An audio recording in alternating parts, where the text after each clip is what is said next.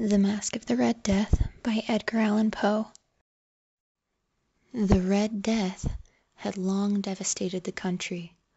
No pestilence had ever been so fatal or so hideous. Blood was its avatar and its seal, the redness and the horror of blood. There were sharp pains and sudden dizziness, and then profuse bleeding at the pores, with dissolution. The scarlet stains upon the body, and especially upon the face of the victim, were the pest ban which shut him out from the aid and from the sympathy of his fellow men. And the whole seizure, progress, and termination of the disease were the incidents of half an hour. But the Prince Prospero was happy and dauntless and sagacious. When his dominions were half depopulated, he summoned to his presence 1,000 hale and light-hearted friends from among the knights and dames of his court, and with these retired to the deep seclusion of one of his castellated abbeys. This was an extensive and magnificent structure, the creation of the prince's own eccentric yet august taste. A strong and lofty wall girdled it in. This wall had gates of iron. The courtiers, having entered, brought furnaces and massy hammers and welded the bolts. They resolved to leave means neither of ingress nor egress to the sudden impulses of despair or of frenzy from within. The abbey was amply provisioned. With such precautions the courtiers might bid defiance to contagion. The external world could take care of itself. In the meantime it was folly to grieve or to think. The prince had provided all the appliances of pleasure. There were buffoons, there were improvisatori, there were ballet dancers, there were musicians, there was beauty, there was wine. All these and security were within. Without was the Red Death. It was towards the close of the 5th or 6th month of his seclusion, and while the pestilence raged most furiously abroad, that the Prince Prospero entertained his 1,000 friends at a masked ball of the most unusual magnificence.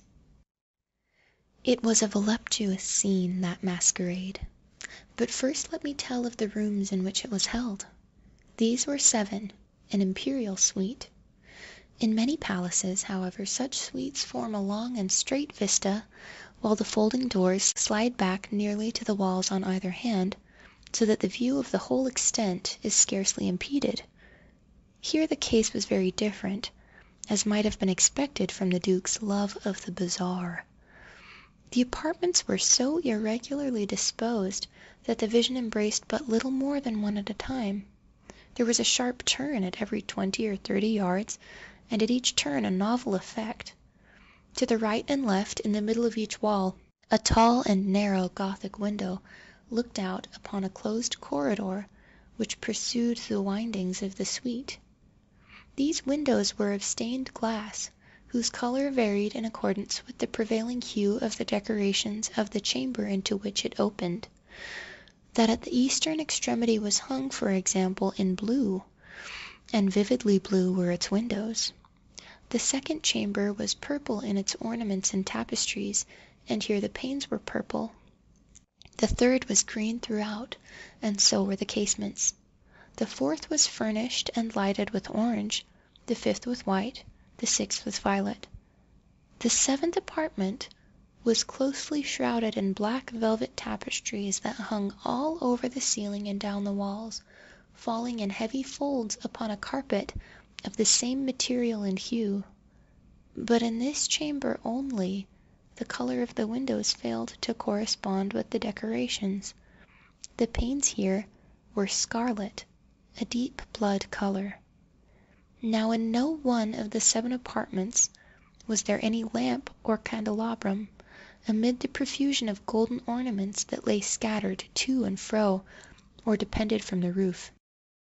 There was no light of any kind emanating from lamp or candle within the suite of chambers, but in the corridors that followed the suite there stood, opposite to each window, a heavy tripod bearing a brazier of fire, that projected its rays through the tinted glass, and so glaringly illuminated the room. And thus were produced a multitude of gaudy and fantastic appearances. But in the western or black chamber, the effect of the firelight that streamed upon the dark hangings through the blood-tinted panes was ghastly in the extreme, and produced so wild a look upon the countenances of those who entered, that there were few of the company bold enough to set foot within its precincts at all. It was in this apartment also that there stood against the western wall a gigantic clock of ebony. Its pendulum swung to and fro with a heavy, dull, monotonous clang. And when the minute hand made the circuit of the face, and the hour was to be stricken, there came from the brazen lungs of the clock a sound which was clear and loud and deep, and exceedingly musical, but of so peculiar a note and emphasis that, at each lapse of an hour, the musicians of the orchestra were constrained to pause momentarily in their performance, to hearken to the sound. And thus the waltzers, perforce, ceased their evolutions, and there was a brief disconcert of the whole gay company. And while the chimes of the clock yet rang, it was observed that the giddiest grew pale, and the more aged and sedate passed their hands over their brows, as if in confused reverie or meditation. But when the echoes had fully ceased, a light laughter at once pervaded the assembly. The musicians looked at each other and smiled as if at their own nervousness and folly, and made whispering vows, each to the other, that the next chiming of the clock should produce in them no similar emotion. And then, after the lapse of 60 minutes, which embrace 3,600 seconds of the time that flies, there came yet another chiming of the clock, and then were the same disconcert, and tremulousness, and meditation as before. But in spite of these things, it was a gay and magnificent revel. The tastes of the Duke were peculiar. He had a fine eye for colors and effects. He disregarded the decora of mere fashion. His plans were bold and fiery. His conceptions glowed with barbaric luster. There are some who would have thought him mad. His followers felt that he was not. It was necessary to hear and see and touch him to be sure that he was not. He had directed in great part the movable embellishments of the 7 chambers upon occasion of this great fête, and it was his own guiding taste which had given character to the masqueraders. Be sure they were grotesque. There were much glare and glitter, and piquancy and phantasm, much of what has been seen since in Hernani. There were arabesque figures with unsuited limbs and appointments. There were delirious fancies, such as the madman fashions. There were much of the beautiful, much of the wanton, much of the bizarre, something of the terrible, and not a little of that which might have excited disgust. To and fro in the 7 chambers there stalked, in fact, a multitude of dreams, and these, the dreams, writhed in and about, taking hue from the rooms, and causing the wild music of the orchestra to seem as the echo of their steps. And anon there strikes the ebony clock, which stands in the hall of the velvet, and then, for a moment, all is still, and all is silent, save the voice of the clock. The dreams are stiff frozen as they stand, but the echoes of the chime die away. They have endured but an instant, and a light half-subdued laughter floats after them as they depart. And now again the music swells, and the dreams live, and writhe to and fro more merrily than ever, taking hue from the many-tinted windows through which stream the rays from the tripods. But to the chamber which lies most westwardly of the 7, there are now none of the maskers who venture, for the night is waning away, and there flows a ruddier light through the blood-colored panes, and the blackness of the sable drapery appalls, and to him whose foot falls upon the sable carpet there comes from the near clock of ebony a muffled peal more solemnly emphatic than any which reaches their ears who indulged in the more remote gaieties of the other apartments. But these other apartments were densely crowded, and in them beat feverishly the heart of life, and the revel went whirlingly on until at length there commenced the sounding of midnight upon the clock, and the music ceased, as I have told, and the evolutions of the waltzers were quieted, and there was an uneasy cessation of all things as before. But now there were 12 strokes to be sounded by the bell of the clock, and thus it happened, perhaps, that more of thought crept, with more of time, into the meditations of the thoughtful among those who revelled, and thus too it happened, perhaps, that before the last echoes of the last chime had utterly sunk into silence, there were many individuals in the crowd who had found leisure to become aware of the presence of a masked figure which had arrested the attention of no single individual before. And the rumor of this new presence having spread itself whisperingly around, there arose at length from the whole company a buzz, or murmur, expressive of disapprobation and surprise, and then finally of terror, of horror, and of disgust. In an assembly of phantasms such as I have painted, it may well be supposed that no ordinary appearance could have excited such sensation. In truth, the masquerade license of the night was nearly unlimited, but the figure in question had out-Heroded Herod, and gone beyond the bounds of even the prince's indefinite decorum. There are chords in the hearts of the most reckless which cannot be touched without emotion. Even with the utterly lost, to whom life and death are equally jests, there are matters of which no jest can be made. The whole company, indeed, seemed now deeply to feel that in the costume and bearing of the stranger neither wit nor propriety existed. The figure was tall and gaunt, and shrouded from head to foot in the habiliments of the grave.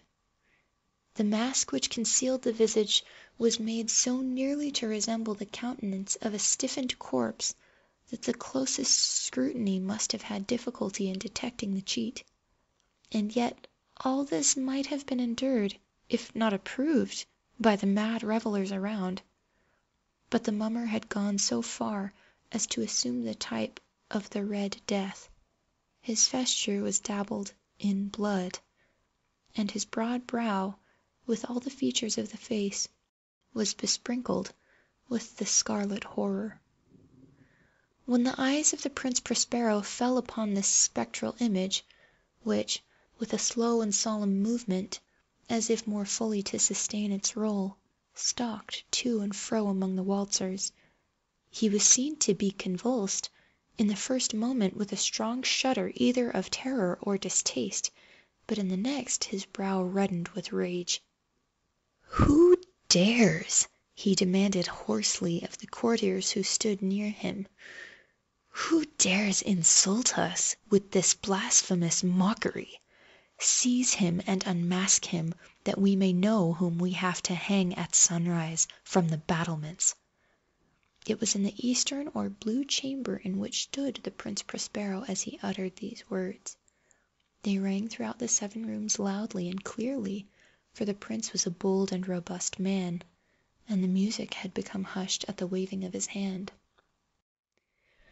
It was in the blue room where stood the prince, with a group of pale courtiers by his side. At first, as he spoke, there was a slight rushing movement of this group in the direction of the intruder, who at the moment was also near at hand, and now, with deliberate and stately step, made closer approach to the speaker.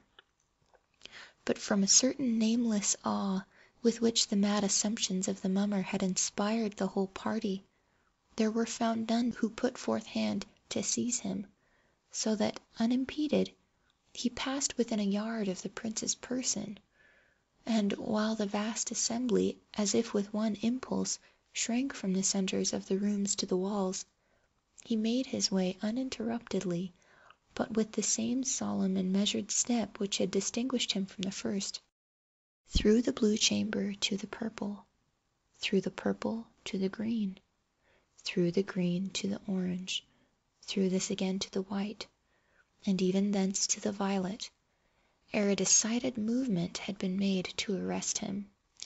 It was then, however, that the Prince Prospero, maddening with rage and the shame of his own momentary cowardice, rushed hurriedly through the 6 chambers, while none followed him on account of a deadly terror that had seized upon all.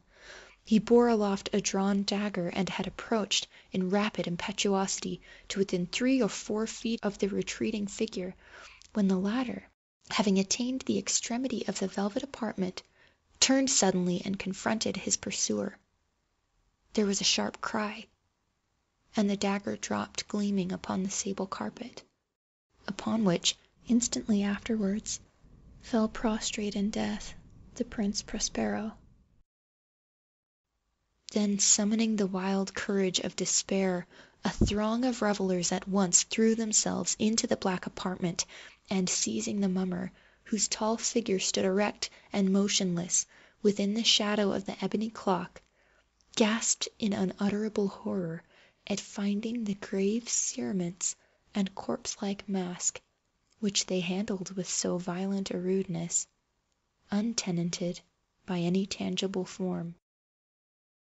And now was acknowledged the presence of the Red Death. He had come like a thief in the night, and one by one dropped the revelers in the blood-bedewed halls of their revel, and died each in the despairing posture of his fall. And the life of the ebony clock went out with that of the last of the gay, and the flames of the tripods expired, and darkness and decay and the Red Death held illimitable dominion over all.